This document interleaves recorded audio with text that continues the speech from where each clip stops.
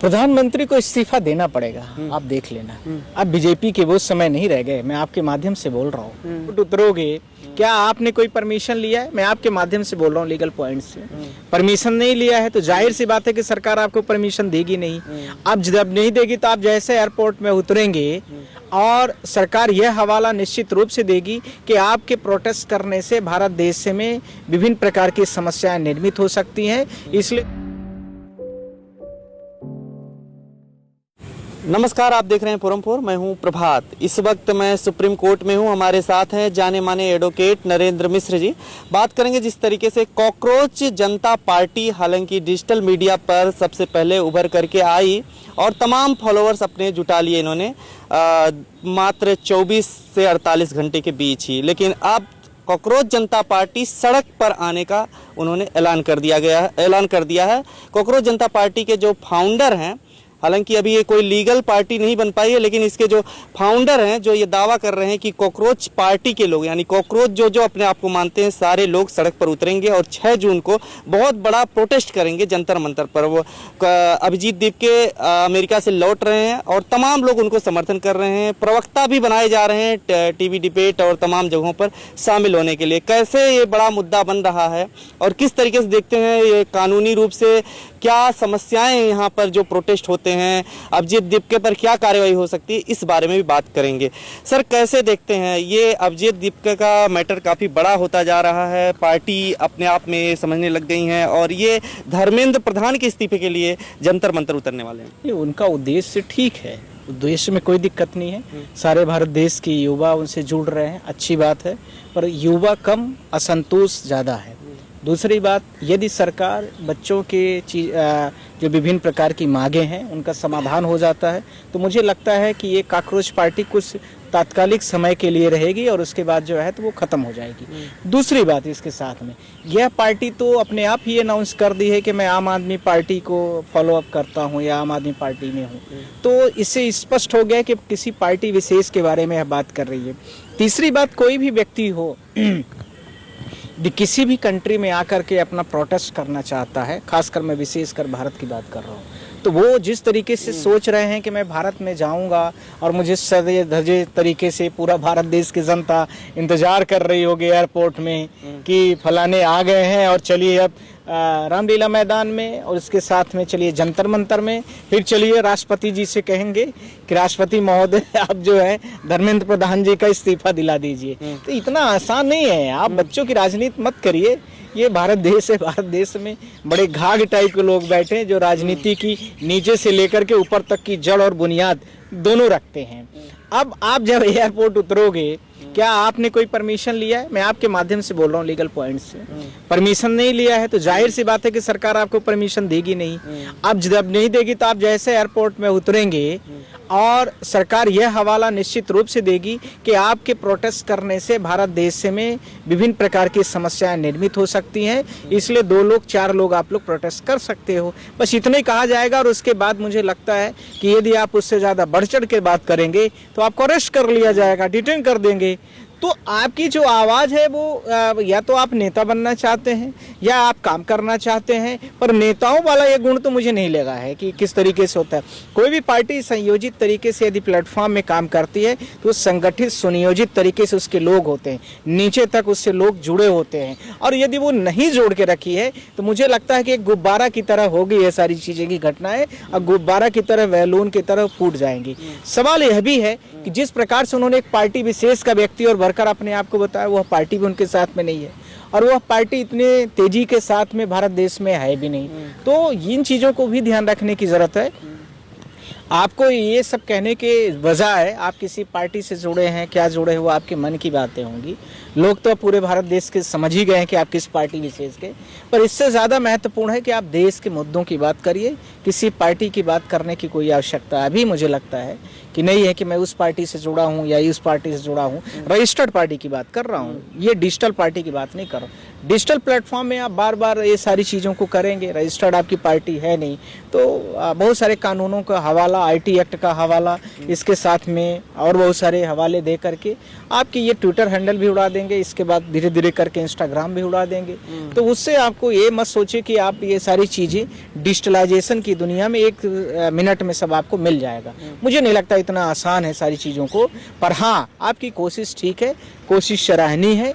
और मुझे इसके बाद आपसे ये आपके माध्यम से ही कहना चाहूँगा, तो पहले भारत में आए, भारत देश के बच्चों से मिले, उसके बाद आगे की प्रक्रियाएं शुरू होंगी और सीधा सीधा वो जाएं राहुल गांधी से मिले, कांग्रेस पार्टी से मिले, जो भारत देश की सबसे पुरानी पार्टी है, जो भारत देश के पूरे ब्रिटिशरों को भगाई थी, उनसे अनुभव लेना चाहिए, कैसे किस स्टेप्स को बढ़ाया जाए और कैसे कैसे सारे युवाओं को जोड़ा जाए, ये सारी चीज़ें करें। और ये क्षेत्रीय पार्टियों के आधार पर उनको जोड़ के रखने की तो आवश्यकता है, पर यह है कि ये सारी चीज़ों को किया जाए और उसके बाद वो थोड़ा सा प्लेटफॉर्म की दुनिया में दिखेंगे, तब वो कुछ करने की गुंजाइश करेंगे और कुछ उसके बाद थोड़ा सा उनका क्रम आगे बढ़ने की कोशिश करेगा।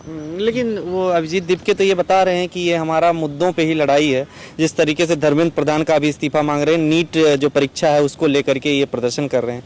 आपको क्या लगता है ये मुद्दा कितना लोगों को रास आएगा? धर्मेंद्र प्रधान का इस्तीफा, वैसे लोग प्रदर्शन कर रहे हैं, जगह जगह IYC के लोग भी कर रहे हैं, तमाम लोग कर रहे हैं। धर्मेंद्र प्रधान ने बीजेपी के किसी भी मिनिस्टर का और किसी भी वर्कर का और किसी MLA का अब इस्तीफा लेना उतना आसान नहीं रह गया, बल्कि आप प्रधानमंत्री के माध्यम से या पार्लियामेंट के माध्यम से प्रेसिडेंट ऑफ इंडिया का एक बार ले लेंगे इस्तीफा। और यह ध्यान रखना, आप बीजेपी पार्टी वो पार्टी नहीं रहेगी, पूरा भारत देश खड़ा रहेगा, लाखों लोग कट जाएं, मर जाएं, अब ये सत्ता वैसी नहीं रह गई, न ये सरकार वैसी रह गई। इस चीज़ को मैं आपके चैनल के माध्यम से पूरे देश की जनता को बोल रहा हूँ कि अब ये सोच लें कि मैं 4 ठो प्रदर्शन इधर कर दिया, छोटा छोटा उधर कर दिया, और सरकार की जड़ें अब धीरे धीरे मजबूत होती जा रही है। सरकार संविधान को अपने कुछ नहीं समझती है, ताक में रख के काम करती है। इलेक्शन कमीशन ऑफ इंडिया को अपने जेब में रखती है। इसके साथ में मीडिया उनके इशारों पर काम करती है। आप देख ही रहे हैं किस प्रकार से मीडिया, एक चैनल विशेष तो मैं देख रहा हूँ बिल्कुल भारत देश के अंदर में ही वार शुरू कर दिया है। आज तक चैनल जो है वो अपने ही माध्यम से जो नीट वाले जो बड़े बड़े माफियाज हैं, जो सरकार में जिनके बड़े बड़े एजेंट बैठे हैं, उन्होंने सारा अपना जोर दे दिया है उस मीडिया चैनल को। और उस चैनल के माध्यम से जितने भी भारत देश के डिजिटल प्लेटफॉर्म के माध्यम से टीचिंग करते हैं और फिजिकल टीचिंग करते हैं, उनका बिल्कुल टारगेट कर दिया है। और वो ऐसे उटपटांग शब्दों का बयानबाजी कर रही है महिला कि जिसके बारे में कुछ बोलने की जरूरत है। और भारत देश बिल्कुल सिर्फ देख रहा है वो न्यूज चैनल के किस प्रकार का मालिक है, कैसे लोगों को जवाब दे के रखा है। यही इसी के लिए तुमने बैठाया हुआ है क्या? ये सब वो नीट का ही तो प्रकरण सब लोग उठा रहे हैं, और क्या है? 2 कौड़ी के शिक्षक जो बता रहे हैं, करेक्ट। हाँ, उसी का मतलब मैं नेक्स्ट पॉइंट नहीं रेस किया क्योंकि हमारा मुद्दा कुछ और था। तो सवाल सिर्फ इतना है कि जिस प्रकार से भारत देश में सारी चीजें चल रही हैं, अब बीजेपी को हिलाना इतना आसान काम नहीं सर, नीट का ये मुद्दा बहुत बड़ा होता जा रहा है। जिस तरीके से अब सड़क पे ऐलान करने मात्र से ही क्या लगता है कि कुछ लोग जो समर्थन कर रहे थे, जो इधर उधर कर रहे थे, वो एकजुट हो पाएंगे? क्योंकि सोनम वांगचुक और तमाम लोगों को भी इन लोगों ने समर्थन दिया है इनको। सोनम वांगचुक अभी जो जेल से रिहा हुए हैं, कंडीशनल बेल पर हैं। मैं आपके माध्यम से बोल रहा हूँ, हो सकता है कि आपकी आवाज़, मेरी आवाज़ उनके पास तक पहुँचे आपके चैनल से। यह मैं बोलना चाह रहा हूँ कि ज़्यादा उटपटांग करेंगे तो उनकी दोबारा बेल कैंसिल करके फिर से बैठा देंगे कस्टडी में, तिहाड़ चले जाएंगे, नहीं तो जोधपुर जिस कोर्ट में थे वहाँ पर जेल में थे वहाँ भेज देंगे। अब मैं क्या बोल रहा हूँ, बार बार बोल रहा हूँ कि बीजेपी अब वो वाली पार्टी नहीं रह गई है। तो बीजेपी से डरा जाए? अब नहीं, डरा ना जाए, लड़ने का माध्यम और तरीका बदल देना चाहिए। जब सामने यह देख रहा है, सामने सब कुछ कि हमारे सामने हिमालय जैसे पहाड़ अब विशालकाय रूप ले रहा है, हमको अपने अंडर में चपेट में ले रहा है, तो उसके लड़ने का ढंग बदल देना चाहिए। और वह ढंग पुराने लोगों से मिलना चाहिए, पुराने लोगों से उनके समन्वय स्थापित करके ही एकजुटता के साथ में ही सारी चीज़ों को क्रम से जो जहाँ मजबूत है उसको वहाँ उस प्रकार की जिम्मेदारी देनी चाहिए और वो आगे फिर बढ़े और उनके नेतृत्व में सारी चीज़ें आगे। मुझे लगता है क्योंकि उन्होंने बहुत फेस देखे हैं, बहुत बारिश देखी है, बहुत सारे बारिशों का दौर देखा है, बहुत सावन देखे हैं, बहुत पतझड़ देखे हैं। इसको सर अन्ना आंदोलन की तरह से बड़ा आंदोलन बताया जा रहा है कि ऐसा हो सकता है, परिवर्तन जनजी आंदोलन कहा जा रहा है। नहीं, वो युवाओं के मन में अंदर आंदोलन है, फिजिकल दिखेगा नहीं। आप देख लेना इस बात को मेरे। मैं आज आपके चैनल के माध्यम से बोल रहा हूँ, आंदोलन जिस समय की आप बात कर रहे हैं उस समय पर मीडिया फ्री मीडिया होती थी। उस समय पर पूरे भारत देश की मीडिया ऐसा लग रहा था कि अब 1857 का रिवोल्ट जो है दूसरा तैयार होने वाला है। और उसके बाद जो बड़े बड़े बिजनेसमैन कारपोरेट घराने थे उन्होंने स्पष्ट कर दिया था कि भारत देश में 30 रुपए लीटर पेट्रोल मिलेगा, 35 रुपए डीजल मिलेगा। इस तरह की बातें हुआ करती थी। आज पूछे जरा उनसे क्या स्थिति है। लेकिन इन मुद्दों पे आप लोगों का समर्थन है, जिस तरीके से ये नीट का हम लोग मुद्दा- तो देखिए, भारत देश के हम लोग लॉयर हैं। भारत देश की आवाज, नीट का मुद्दा हो, सीबीएसई का मुद्दा हो, इसके साथ में जो एसएससी के मुद्दे हैं और सीयूटी वाला जो मुद्दे हैं, इन सब में तो हम पिटीशन ही फाइल करके रखे हैं। Alok Sharma and Priya Mishra versus Union of India जो है वो केस इसी से तो संबंधित है। और उसका डायरी नंबर 31287 या 89 है समथिंग, सब लोग चेक कर सकते हैं। तो उसमें क्या है, वो तो हम लड़ेंगे ही। कानून हमारा काम है, कानून से लड़ना है हमें, और कानूनी तरीके से हम हमेशा राय भी देंगे, चाहे युवा हो, चाहे कोई भी व्यक्ति हो। और इवन आप लोग भी, जैसे आप लोगों का भी चैनल कई बार बंद होता है तो हम हमेशा बोलते हैं कि कानूनी प्रक्रिया से ही आगे बढ़ो, क्योंकि कभी भी सिस्टम से आप ऐसे डायरेक्ट टकराओगे थोड़ी दिक्कत आएगी किसी को भी। पर कानूनी कायदा से चलोगे तो धीरे धीरे करके, भले ही क्रम में धीरे हो, स्लो हो, पर आपको कहीं न कहीं पर सफलता फिर जरूर दिखेगी और लोगों को भी समझ में आएगा कि अन्यायपूर्ण, विधि संगत नहीं किया गया है इसके साथ। अगर ये प्रधानमंत्री नरेंद्र मोदी का इस्तीफा मांगने की बात करते शायद और बड़ा आंदोलन हो सकता था, आपको लगता है ऐसा कुछ? प्रधानमंत्री को इस्तीफा देना पड़ेगा, आप देख लेना। अब बीजेपी के वो समय नहीं रह गए, मैं आपके माध्यम से बोल रहा हूँ। अब एक एग्जाम पहले नीट बस का पेपर लीक हुआ था और पेपर की लीक को उन्होंने दूसरा माध्यम बताया था, गेस पेपर। फिर उसके बाद देखा आपने एसएससी का पेपर लीक हुआ, उसको भी सरकार ने अपने आप ही मांग लिया। ये लीक नहीं हो रहा है, ध्यान रखना। ये भी ये पूरे माफिया हैं जो अपना परसेंटेज कमीशन पहुंचाते हैं तंत्र में।